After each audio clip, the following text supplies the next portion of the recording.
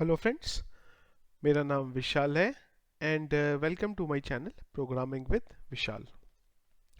सो friends, हमारा जो आज का वीडियो है वो हमारी जो लारावेल में ब्लॉक की सीरीज़ है उसका थर्ड वीडियो है। इससे पहले ऑलरेडी हम लोगों ने दो वीडियो हम देख चुके हैं। फर्स्ट वीडियो में मैंने आप लोगों को ये बताया था कि कैसे हम जो हमारी टेम्पलेट है उसको डाउनलोड करेंगे नेट से, और सेकंड वीडियो में मैंने आप लोगों को बेसिकली जो हमारा टेम्पलेट था वो मैंने आपको बताया था कि अगर आपको उसको लारावेल में डालना है तो हम उसे कैसे डालेंगे। यहाँ पे अब हम सबसे पहले जो है स्टार्ट करने वाले हैं हमारे एडमिन पैनल को, जहाँ पे हम क्या करेंगे, एडमिन लॉगिन का जो है प्रोसेस देखेंगे सबसे पहले कि अगर हमें एडमिन लॉगिन का प्रोसेस करना होगा तो वो हम कैसे यहाँ पे कर सकते हैं। तो उसके लिए सबसे पहले तो हम एक काम करते हैं कि हम लोग स्टार्ट करते हैं हमारे लारावेल को। मैं चलता हूँ CMD में, और CMD में मैं यहाँ पे स्टार्ट कर लेता हूँ PHP आर्टिसन सर्व पोर्ट 1000। आप पे डिपेंड करता है, अगर पोर्ट आपको नहीं भी करना तो आप मत करिए, पर मैं नॉर्मली 1000 पोर्ट यूज़ करता हूँ। अच्छा लगता है मुझे देखने में, इसलिए खाली। तो मैं इसे स्टार्ट कर लेता हूँ :1000। तो जो हमारा डिफॉल्ट पेज है ये अभी आ गया है। जब हम फ्रंट एंड पे जाएंगे तब हम क्या करेंगे, ये डिफॉल्ट पेज को हम हटा देंगे। तो लास्ट वीडियो में मैंने आप लोगों को ये बताया था बेसिकली कि हमें अगर एक लॉगिन का पेज लेके आना है तो हम कैसे उसे लेके आएंगे। एक चीज मैं भूल गया था लास्ट पेज में आप लोगों को बताना, वो ये था कि बेसिकली अगर हम हमारे इनर पेजेस को देखें, सॉरी, तो हमारे इनर पेजेस कुछ इस तरीके से थे। पोस्ट लिस्ट, यहाँ पे अगर आप देखेंगे तो हर जगह पे ये माई पोस्ट जो था हम लोगों ने हमारे अगर आप लोगों को ध्यान हो तो लेआउट में मैंने इसे डाल दिया था, और यहाँ पे भी आपका टाइटल आ रहा है। तो मैं क्या करूँगा, एक आपको एक कांस्टेंट भी बताऊंगा अभी कि अगर आपको कांस्टेंट फाइल बनानी होती है तो वो कहाँ पे बनती है और कैसे उसको कॉल कर सकते हैं। तो हम क्या करेंगे, हम हमारे फोल्डर में चलेंगे, और हमारे फोल्डर के अंदर अगर आप यहाँ पे देखेंगे तो एक और हमें यहाँ पे फाइल मिलती है कॉन्फ़िग नाम की। ये कॉन्फ़िग का यूज हम बेसिकली करते हैं जब भी हमें कॉन्स्टेंट्स बनाने होते हैं। तो हम क्या करते हैं, कोई भी एक फाइल लेते हैं और उसकी एक रेप्लिका बना लेते हैं, और मैं डाल देता हूँ कॉन्स्टेंट, कॉन्स्टेंट्स कर देते हैं। राइट क्लिक, ओपन करते हैं। यहाँ पे हमें बेसिकली एक कोई भी कांस्टेंट को हम खाली ले लेते हैं, जैसे लेट से ये ले लेते हैं। बाकी जो सारा कोड है मैं यहाँ से रिमूव कर देता हूँ। चलिए, एक लिया मैंने, बाकी मैंने हटा दिया, और ये सब भी मैं यहाँ से हटा दे रहा हूँ। अब यहाँ पे मैं कांस्टेंट डिफाइन कर सकता हूँ, जैसे कि मैंने कांस्टेंट डिफाइन किया साइट नेम, और यहाँ पे हमने डाल दिया,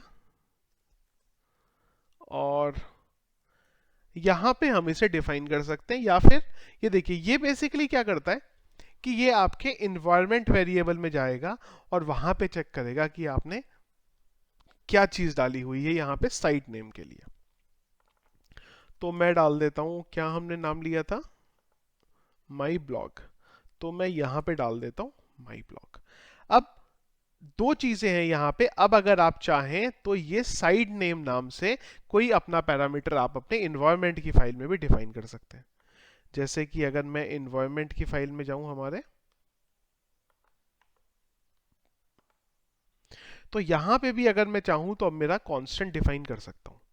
यहाँ पे मैं कांस्टेंट डिफाइन करूंगा, वो ऑटोमेटिकली क्या करेगा, अगर यहाँ पे उसको वो कांस्टेंट इन्वायरमेंट की फाइल में कांस्टेंट मिलेगा तो ये साइट नेम जो है उसकी वैल्यू वहां से उठा लेगा, और अगर नहीं मिलेगा तो वो माई ब्लॉग उठा लेगा। मतलब जो हमने ये कांस्टेंट बनाया है इसका नाम है बेसिकली साइट नेम। इसके अंदर अगर आप देखें तो ये चेक कर रहा है कि इन्वायरमेंट की फाइल में जाओ और वहां पे देखो साइट अंडरस्कोर नेम नाम का कोई वेरिएबल पड़ा है कि नहीं पड़ा है। जैसे कि मैं यहां पे डाल दूं माई ब्लॉग साइट। इस केस में ये क्या करेगा, इसको इन्वायरमेंट वाली फाइल में मिलेगा माई ब्लॉग साइट, और यहां पे इसे मिलेगा ये। तो ये क्या करेगा कि अगर तो इसको इन्वायरमेंट की फाइल में ये मिला नाम, तब तो ये इसको पकड़ लेगा। अगर इसे नहीं मिला तो जो भी आपने यहाँ पे डिफॉल्ट वैल्यू डाली है ये उसे उठा लेगा। आपके ऊपर है, जैसे आप कॉल कराना चाहिए आप करा सकते हैं। दूसरी चीज, डेटाबेस की कनेक्टिविटी के लिए मैं यहाँ पे जो मेरा डेटाबेस का नाम है इसकी जगह पे ब्लॉक कर देता हूँ, क्योंकि जो हमने डेटाबेस यहाँ पे बनाया है वो ब्लॉक नाम से बनाया हुआ है। ये दो हमने अपडेट कर दिए, हमने ये ले लिया। अब जब भी हम साइट नेम को एक्सेस करेंगे तो ये क्या करेगा, जो भी आपने इन्वायरमेंट की फाइल पे डाला है वो चीज को पकड़ लेगा। अगर इन्वायरमेंट की फाइल में कुछ भी नहीं पड़ा होगा तब वो इसकी वैल्यू ये ले लेगा। तो हम इसको इन्वायरमेंट की फाइल में जो पड़ा है वही पड़े रहने देते हैं, और साइट नेम को हम यहाँ पे उठा लेंगे। चलिए, अब इसको रिट्राइव कैसे करेंगे ये देखना पड़ेगा। तो उसके लिए हम चलते हैं हमारी टेम्पलेट में, यहाँ से हम आए व्यूज में, व्यूज के बाद हम आए सबसे पहले लॉगिन में। लॉगिन में अगर हम आए तो ये जो इसका हेडर है, यहाँ पे मैं इसका जो नाम है वो चेंज कर देता हूँ। तो इसका जो नाम है वो चेंज करने के लिए आपको लिखना पड़ेगा कॉन्फिग। कॉन्फिग फंक्शन का यूज करेंगे, और जो हमने वेरिएबल बनाया है, वेरिएबल हमने क्या बनाया था, साइट अंडरस्कोर नेम। तो अब इसकी वैल्यू हमें साइट अंडरस्कोर नेम नाम से यहाँ पे एक्सेसिबल हो जाएगी। एक बार रीलोड करके देख लेते हैं। पर यहाँ पे क्या हुआ भाई, इसकी वैल्यू तो हमें मिली नहीं। साइट अंडरस्कोर नेम है यहाँ पे, एक बार कॉपी कर लेते हैं। साइट अंडरस्कोर नेम ही है, यहाँ पे क्या है, यहाँ पे ब्लॉक डाला है, बिल्कुल ठीक है। यहाँ पे बस एक @ लगा के देख लेते हैं। नहीं, इससे भी नहीं हुआ। तो एक काम और कर लेते हैं, यहाँ सॉरी मैंने गलत जगह लगा लिया इसे, यहां से भी नहीं हुआ। अब उसने क्या समझा कि कोई तो ये वेरिएबल है, लेकिन इसका जो नाम है वो अभी भी नहीं आया। एक बहुत छोटा सा मैंने एक्चुअली गड़बड़ करा हुआ था, मैंने वो ध्यान ही नहीं दिया यहाँ पे। सो कांस्टेंट की जो वैल्यू होती है उसको एक्सेस करने का थोड़ा सा आपका तरीका अलग होता है। मैं एक्चुअली बिल्कुल यहाँ पे भूल गया।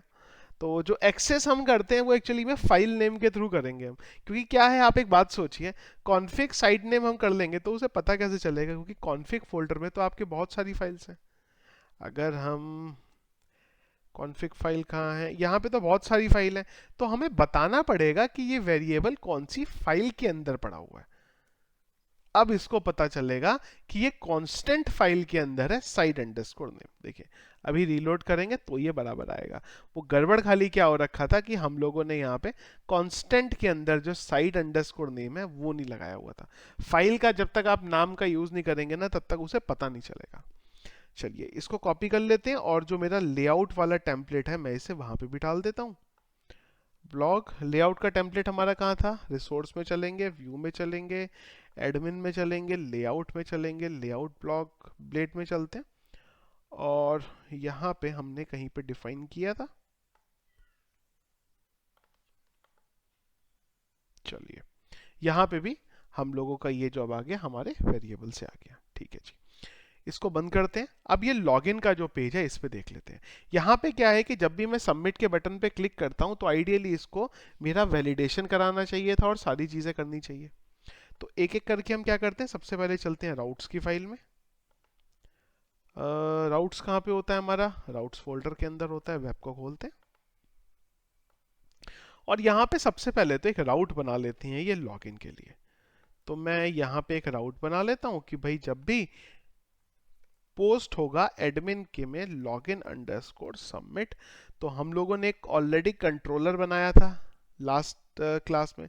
तो कंट्रोलर एक बार देख लेते हैं, कंट्रोलर कहाँ पड़ा होता है हमारे। एक तो मैं इसे नेम वाइज सॉर्ट कर लेता हूँ, app http controller admin underscore auth नाम से हमने कंट्रोलर यहाँ पे बनाया हुआ है। तो क्या करते हैं, हम बोल देते हैं कि भाई जब भी ये पोस्ट होगा तो आप इसके अंदर जाना, लॉगिन अंडरस्कोर सबमिट के पास। चलिए, अब जब भी ये पोस्ट होगा तो ये कहाँ जाएगा, लॉगिन अंडरस्कोर सबमिट फंक्शन पे। यहाँ पे हम फिलहाल के लिए लॉगिन अंडरस्कोर सबमिट कर देते हैं। चलिए, अभी चलते हैं एक बार लॉगिन के पेज में। ये रहा हमारा लॉगिन का पेज। फॉर्म देख लेते हैं कहाँ था, ये हमारा फॉर्म है, इसके एक्शन में डाल देते हैं लॉगिन सबमिट। जो हमारे ये बॉक्स ये है फील्ड्स, इन सब के नाम ले लेते हैं, और रिक्वायर्ड फील्ड अगर आप HTML5 का वैलिडेशन लगाना चाहें वो भी लगा सकते हैं, और अगर आप यहाँ पे लारावेल का वैलिडेशन लगाना चाहें वो भी लगा सकते हैं। वो भी मैंने आप लोगों को ऑलरेडी एक वीडियो बनाया था जहाँ पे मैंने आप लोगों को फॉर्म वैलिडेशन के बारे में बताया था, आप उसको भी देख सकते हैं। वीडियो में एक बार आपको दिखा देता हूँ। ये रहा हमारा लारावेल का पार्ट 5 था, जहाँ पे हम लोगों ने देखा था कि अगर हमें फॉर्म का वैलिडेशन करना हो तो हम किस तरीके से उसे कर सकते हैं। HTML5 का वैलिडेशन भी लगा है तो वो लगे रहने दे सकते हैं, आपके ऊपर है, जैसे आप उसे इंप्लीमेंट करना चाहें कर सकते हैं। मैं यहाँ पे एक तो इसका नाम ले ले रहा हूँ यूजर नेम, या फिर ये यूजर नेम की जगह पे मैं ईमेल कर देता हूँ, क्योंकि हमारे पास तो ईमेल पड़ा हुआ है।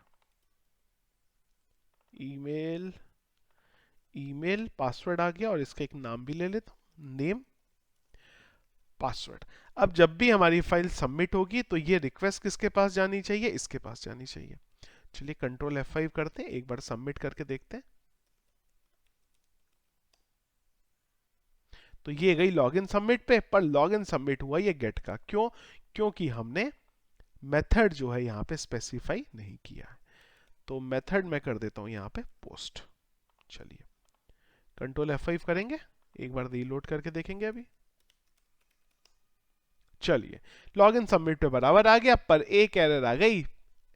क्या आ गई? ये आ गई आपकी पेज एक्सपायर्ड, जो हम लोगों मैंने आप लोगों को अगेन ये चीज भी बताई हुई है टोकन के बारे में। तो यहां पे हम डाल देते हैं @CSRF। ये क्या करेगा? टोकन जनरेट करेगा, और टोकन के बाद जब आप उस पेज पे जाएंगे आपके, तो वो आपको एक्सेस करने देगा। तो यस, जो हमारा पेज था इसके अंदर हम आ गए। पोस्ट के थ्रू पेज है तो हमें यहां पे मिलेगा रिक्वेस्ट।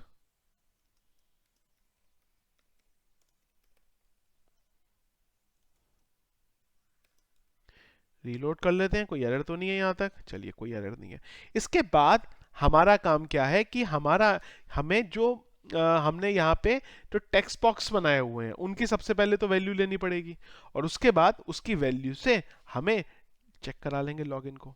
अब यहाँ पे फ्रेंड्स एक चीज और है कि जो हम लोग बात करते हैं यहाँ पे ये लॉगिन की, इसके लिए लारावेल ने ऑलरेडी अपना भी एक पूरा सिस्टम बना के रखा हुआ है। वो सिस्टम के बारे में फिलहाल के लिए मैं अभी डिस्कस नहीं करता हूँ, वो सेपरेट एक चीज़ है, उसको हम बाद में देखेंगे। पर फिलहाल के लिए हमारा काम यहाँ पे ये देखना है कि अगर हमें अपना खुद का कोड बना के लॉगिन करना है तो कैसे करेंगे। सेपरेट वीडियो मैं एक लेके आऊंगा जहां पे मैं आपको ये बताऊंगा कि लारावेल का प्री डिफाइन लॉगिन अगर आपको यूज करना है तो आप किस तरीके से कर सकते हैं। सबसे पहले हम यहाँ पे डेटा रिट्राइव कर लेते हैं। Dollar email is equal to, dollar email में आ गया मेरा डॉलर रिक्वेस्ट इनपुट ईमेल।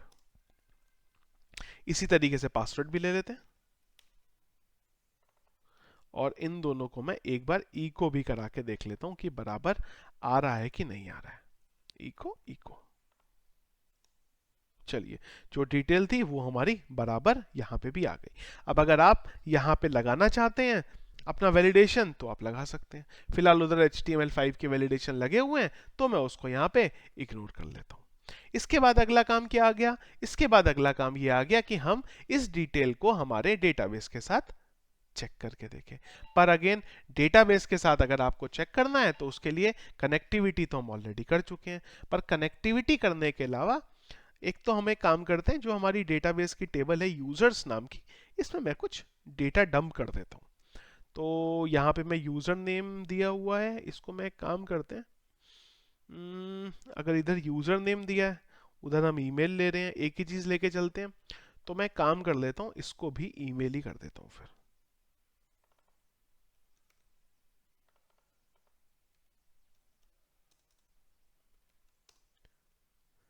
और यहाँ पे कुछ डेटा डाल के रख देता हूँ, लेट्स से vishal@gmail.com, और विशाल, सॉरी विशाल1 हो गया।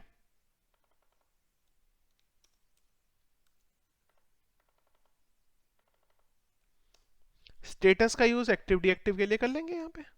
चलिए अब यहाँ पे अगला काम है, हमें क्वेरी लगानी पड़ेगी। अभी यहाँ पे हम लोग क्वेरी बिल्डर का यूज कर दें, एलिक्वेंट ORM का यूज नहीं कर दें, क्वेरी बिल्डर का यूज कर दें। ये चीजें भी हम लोग ऑलरेडी पहले डिस्कस कर चुके हैं।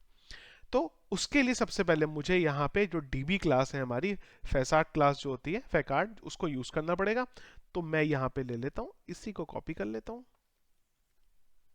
और इसके बाद हमारा यहाँ पे चेंज हो जाएगा सपोर्ट। सपोर्ट के बाद हम ले लेंगे FACART ADES-DB, जिससे अब हम हमारी जो DB नाम की क्लास है उसे यूज कर सकते हैं।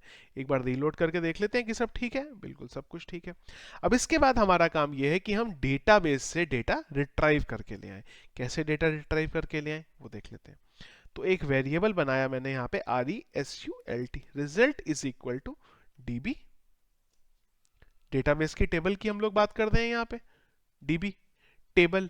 टेबल के बाद टेबल, टेबल कौन सी है मेरी, यूजर्स नाम की टेबल है। ठीक है जी। एक वेयर की कंडीशन लगा लेते हैं, where email, email dollar email. फिर से इसकी एक कंडीशन लगाते हैं, पासवर्ड भी चेक करना है हमें। चलिए पासवर्ड भी चेक हो गया, और इसके बाद हमने सिंपल बोल दिया गेट। अब देखते हैं एक बार ये हमें क्या रिटर्न करके देता है। प्रिंट अंडरस्कोर आर, और यहां पे लगा देते हैं इको प्री, जिससे हमें पता चले ये चला नहीं चला, एरर दी नहीं दी, क्या दिया क्या नहीं दिया। तो फिलहाल तो कुछ भी नहीं दिया। ठीक है। अब अगर मैं करेक्ट लॉगिन डिटेल डालूं, जो कि मेरी ये है, तो देखिए इसने हमें यहाँ पे डेटा रिटर्न करके दे दिया। तो यहाँ पे हमने ये चेक करा कि यूजर की टेबल में जाओ और इन दोनों के करस्पॉन्डेंस डेटा को लेके आओ। हम लोग यहाँ पे देखिए खुद का लॉगिन सिस्टम पूरा बना रहे हैं। हम लोग फिलहाल लारावेल की कोई भी बनी बनाई चीज का यूज नहीं कर रहे हैं। चलिए अब यहाँ पे एक कंडीशन डाल देते हैं। अच्छा, यहाँ पे ये चीज भी चेक करनी पड़ेगी कि ये जो डिटेल है वो करेक्ट है कि नहीं। तो यहाँ पे एक कंडीशन लगा दी, अगर इसके 0 के अंदर नेम, नेम है नहीं, सॉरी, आईडी ले लेते हैं। चलिए अगर इसके अंदर आईडी एग्जिस्ट हुई, यानी कि इफ इज सेट, अगर ये चीज एग्जिस्ट हुई, इसका मतलब यूजर ने सब कुछ बराबर करा है। बिल्कुल ठीक है। और अगर यहाँ पे जो यूजर ने डिटेल डाली है वो चीज एग्जिस्ट नहीं हुई, तो क्या करना पड़ेगा, हमें यहाँ पे कुछ बनाना पड़ेगा। तो हमने बोला अगर तो ये चीज है तो ठीक है, एल्स हम यहाँ पे क्या करेंगे, हम बोलेंगे रिटर्न सेशन फ्लैश का यूज करेंगे, जो हम पहले ही अगेन इस चीज को भी डिस्कस कर चुके हैं। रिक्वेस्ट में हमने बोला सेशन FLASH फ्लैश, और यहां पे हमने डाल दिया मैसेज, और यहां डाल दिया please enter valid login details. चलिए अब ये जो मैसेज नाम का वेरिएबल बना, इसको यहां कहीं कॉल कराना पड़ेगा। तो मैं क्या करता हूं, यहां कहीं डाल देता हूं। कैसे लेके आएंगे हम इसको, अगेन ब्लेड टेम्पलेट का यूज करेंगे हम, और यहां पे हम डाल देंगे सेशन मैसेज। चलिए एक बार देखते हैं, यहां पे हमने कुछ भी उल्टी सीधी डिटेल डाली,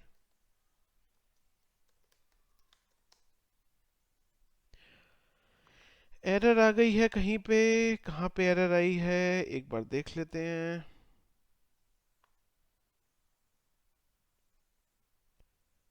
अच्छा, ये कोड में गलत है हमारे। चलिए राइट क्लिक, रीलोड कर लेते हैं एक बार। अच्छा सॉरी, ये हमारा ये बंद तो गया, पर अभी हमें इसको रिटर्न भी करना पड़ेगा ना, वो रिटर्न तो मैंने किया ही नहीं है यहाँ से। तो यहाँ से हम क्या कर देंगे, जो हमारे पास ये बना है इसको हम रिटर्न कर देते हैं। तो मैंने यहाँ बोल दिया रिटर्न, और रीडायरेक्ट, रीडायरेक्ट कर दिया हमने इसको कहाँ पे, हमारे दूसरे पेज पे, यानी कि लॉगिन के पेज पे। तो एक बार दोबारा करते हैं प्रोसेस।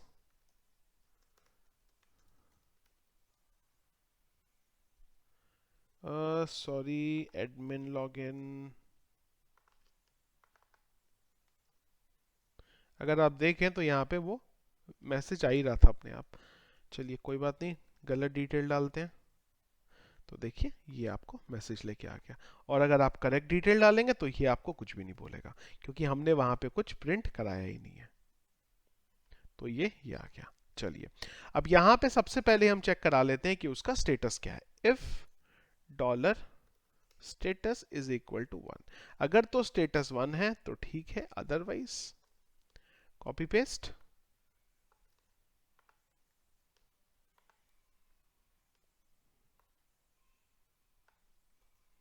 Account deactivated. चलो चलेंगे फिर से, और ये जो आईडी स्टेटस है इसको 0 कर देते हैं। चलिए एक बार चलेंगे अभी और विशाल डालेंगे तो मैसेज आ गया अकाउंट डीएक्टिवेटेड। जैसे ही हम लोग यहाँ पे करेक्ट डिटेल डाल देंगे तो हम यहाँ आ जाएंगे, और यहाँ पे सबसे पहले क्या करते हैं, हम सेशन को सेट कर लेते हैं। एक सेशन बना लेते हैं हम यहाँ पे, पुट। पुट क्या करेगा, सेशन को अंदर डालने का यूज करेगा। यहाँ पे हमने एक सेशन डाल दिया, blog underscore user underscore ID, और इस पे हमने ये चीज डाल दी। तो इससे क्या होगा, हमें जो उसकी आईडी है वो यहाँ पे मिल जाएगी। हमने ये आईडी ली, हमने सेशन बनाया, और हमने इसको कर दिया रीडायरेक्ट। अच्छा, इसकी तो कोई जरूरत ही नहीं है, इसे रीडायरेक्ट कर देते हैं। रीडायरेक्ट कहाँ कर देते हैं, रीडायरेक्ट कर देते हैं हम हमारे अंदर के किसी पेज पे। लेट्स से इस पे कर देते हैं। हमने बोला इसको रीडायरेक्ट कर दो एडमिन पोस्ट लिस्ट में।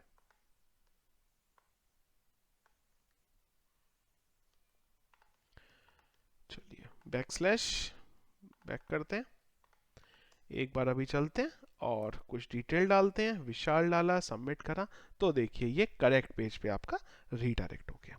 अब यहाँ पे दो चीजें हैं, एक तो ये है कि जब भी कोई इस पे क्लिक करे तो ये लॉग आउट हो जाए।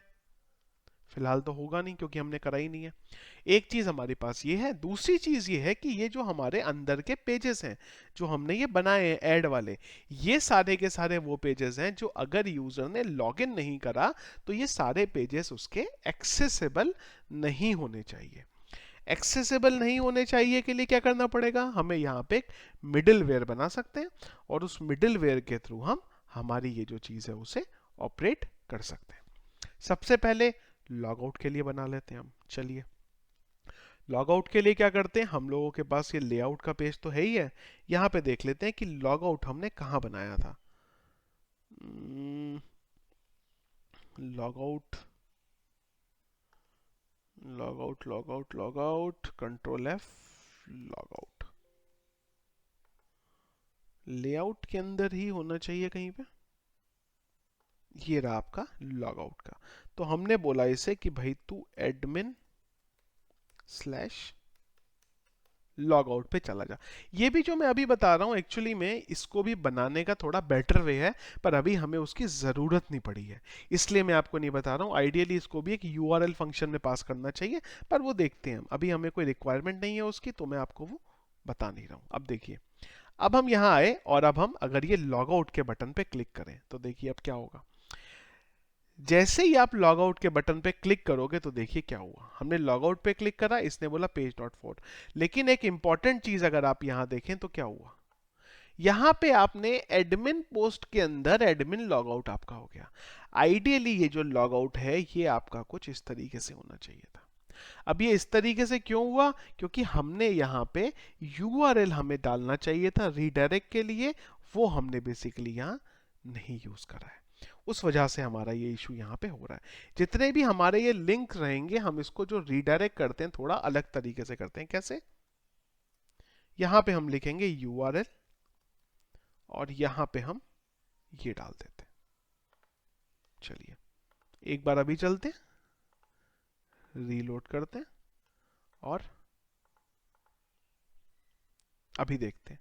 अभी देखिए जब आपने अप क्लिक करा तो क्या हुआ, ये आया एडमिन लॉग आउट पे, और अभी तक क्या हो रहा था, ये उसके अंदर ही लेके जा रहा था। तो जब भी हमें कहीं पे भी रीडायरेक्ट करना है या कुछ करना है तो हम लोगों को हमेशा इस तरीके से इसे यूज करना चाहिए। सेम टू सेम चीज जब हमने लॉगिन का जो यहाँ पे ये लिखा था ये भी हमें इसी के अंदर डालना चाहिए। वो टाइम पे जरूरत नहीं थी, तो मुझे लगा कि जब जरूरत पड़ेगी तभी मैं आपको वो चीज बताऊंगा। अब ये आपका प्रॉपर तरीके से रीडायरेक्ट करेगा। चलिए अब हम यहाँ आए, हमने यहाँ से बोला लॉग आउट। तो लॉग आउट के लिए चलते हैं कहाँ पे, राउट्स में, और ये हमारे पास बना हुआ है राउट ऑलरेडी, इसको हम यहाँ पे बना लेते हैं। यहाँ पे हमारे पास राउट क्या बना है इस बार, ये चीज बनी।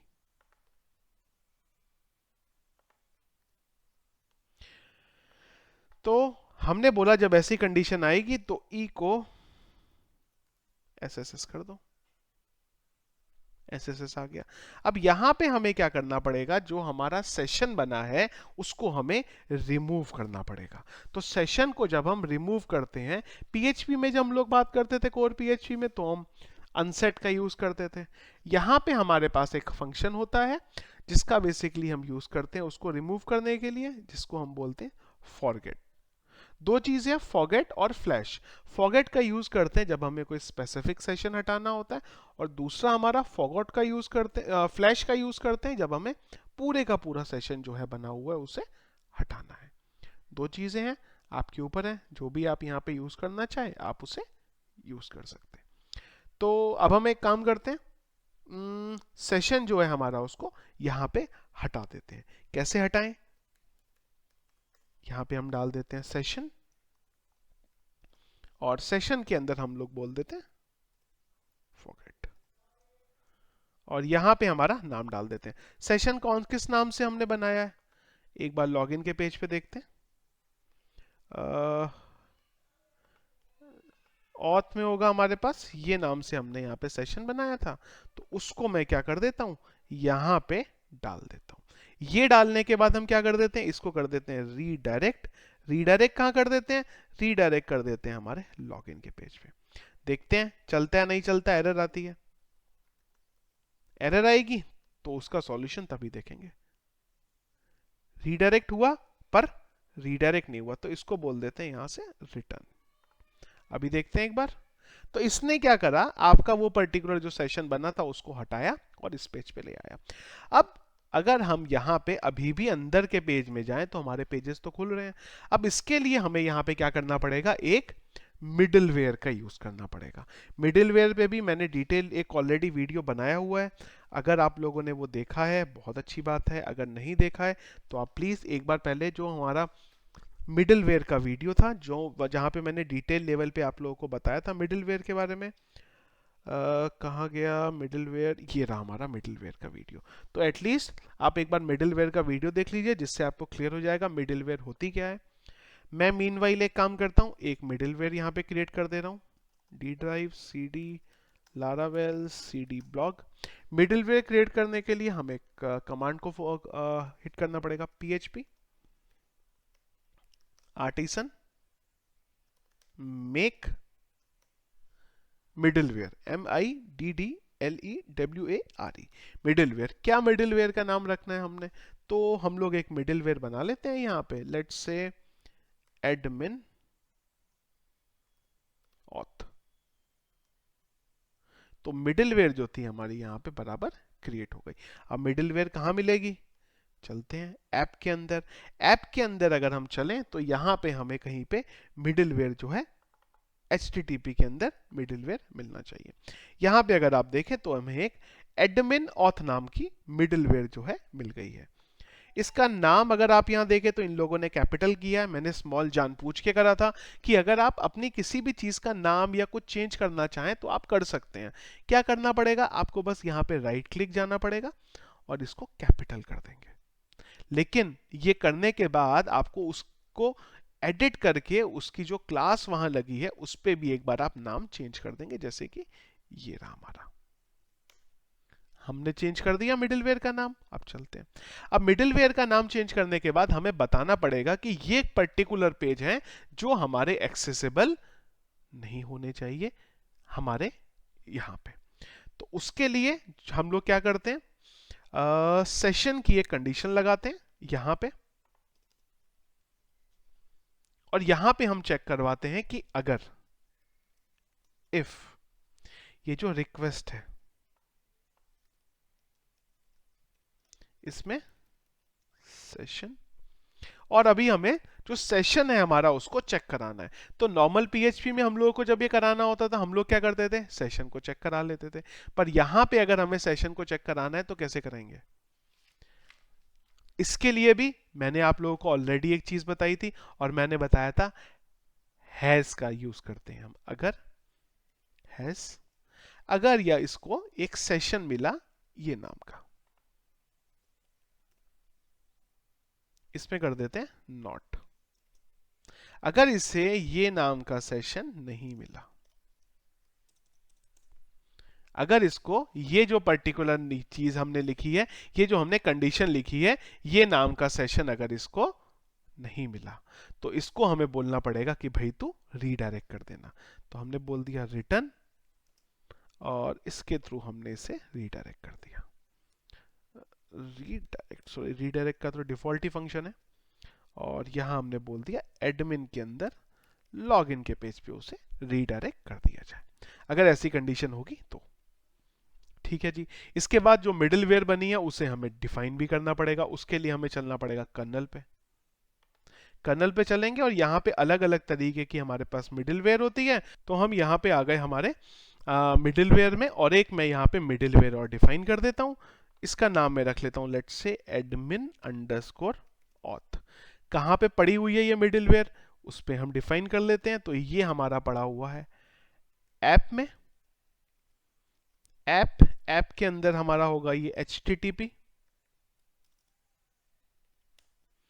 HTTP के अंदर हमारा ये कहाँ पे होगा, मिडिलवेयर। और इस मिडिलवेयर का जो हमारा नाम है वो क्या हो जाएगा, जो भी नाम से हमने बनाया है। हमने बनाया था इसे एडमिन ऑथ नाम से।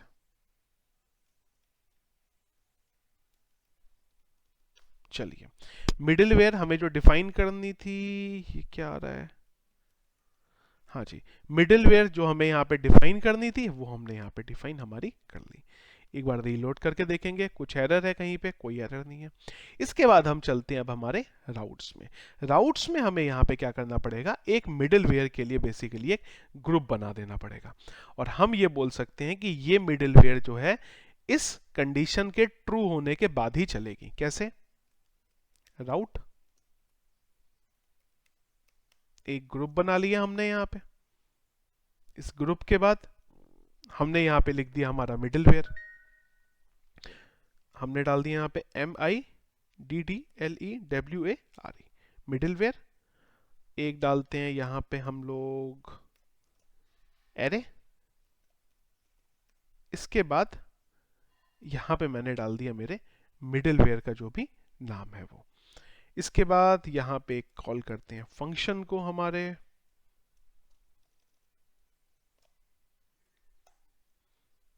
मैं एक बार क्रॉस चेक कर लूं, बिल्कुल ठीक है ये। तो हम ये बता रहे हैं कि ये जो सारे के सारे फंक्शन हैं, ये वाले जो हमने अभी यहाँ पे लिखे, ये सारे के सारे तभी कॉल होने चाहिए अगर वो कंडीशन ट्रू होगी तो। एक बार रीलोड करेंगे, सब कुछ ठीक रहा तो चलेगा, और नहीं रहा तो नहीं चलेगा। ठीक है जी, देखते हैं क्या दिक्कत है। तो पाथ का शायद गड़बड़ है। App HTTP middleware admin auth, app HTTP middleware admin auth. Okay, पर इसका बोलना है कि इसे ये मिल नहीं रहा है। एक बार मैं दोबारा चेक कर लेता हूँ। इसका बोलना है कि जो टारगेटेड क्लास है ये इसे मिल नहीं रही है। ऐसा कैसे हो सकता है, एडमिन ऑथ ऐप, अच्छा नेम स्पेस, इसको कैपिटल कर देते हैं। वो एक्चुअली में ए मेरा स्मॉल था ना, तो उसको नेम स्पेस वो ले नहीं रहा था। तो अब देखिए क्या हुआ, अब आपके ऑटोमेटिकली जितने भी अंदर के पेज हैं, लिस्ट, एडिट, वो सारे के सारे पेज चलना बंद हो गए जब तक आप लॉगिन नहीं कर लेते। जैसे ही आप लॉगिन करेंगे, अब ये आपके जो फंक्शंस हैं सारे के सारे चलेंगे। अगर हम अगेन जाएं, लॉग आउट कर दें, अब ये सारे के सारे फिर से आपके लिए एक्सेसिबल होना बंद हो गए। तो ये हमारे पास देखिए कितना बढ़िया यूज है मिडिलवेयर का। नॉर्मल अगर हम पीएचपी में ये काम करते तो हमें कंडीशंस लिखनी पड़ती, पर यहाँ पे हमने क्या कर दिया, राउट्स में जाके ये चीज डिफाइन कर दी कि ये जो मिडिलवेयर है ये इन सारे पेजेस पे एप्लीकेबल होगी, और ये मिडिलवेयर क्या करने वाली है वो हमने उसकी जो क्लास है यहाँ पे डिफाइन कर दिया। ये हमारी यहाँ पे बन गई। तो ये इस तरीके से आप लोग मिडिलवेयर का यूज कर सकते हैं लॉगिन में। और ये हमारा बेसिकली पूरा प्रोसेस था लॉगिन के बारे में, कि अगर हमें लॉगिन बनाना हो यहाँ पे अपना लॉगिन, क्योंकि मैंने आपको पहले भी ये चीज बोली थी कि लारावेल भी आप लोगों को प्रोवाइड करता है पूरे का पूरा कोड, वहां पे आपको कुछ लिखना ही नहीं है, बस आपको इंस्टॉल करना है यूआई को, वो करेंगे आपको खुद सब कुछ बना के दे देगा, सब चीजें आपको बना के दे देगा वो, कंडीशंस क्या लगनी है, इवन आपको रजिस्ट्रेशन का पेज, लॉगिन का पेज सब बना के देगा वो आपको। पर वो चीज़ को हम लोग बाद में देखेंगे, क्योंकि मेरा मेन फोकस ये है कि अगर हमें खुद की चीज़ बनानी हो तो हम वो कैसे बना सकते हैं, क्योंकि अगर खुद की चीज़ बनानी आ जाएगी तो बनी बनाई तो देखिए आप वैसे ही यूज़ कर सकते हैं, कोई प्रॉब्लम नहीं है उसमें। तो फ्रेंड्स ये था हमारा आज का वीडियो, जिसमें मैंने आप लोगों को ये बताया कि ये लॉगिन का प्रोसेस आपका कैसे चलेगा। नेक्स्ट वीडियो में हम क्या करेंगे, जो हमारे अंदर के पेजेस हैं, जैसे कि vishal@gmail.com,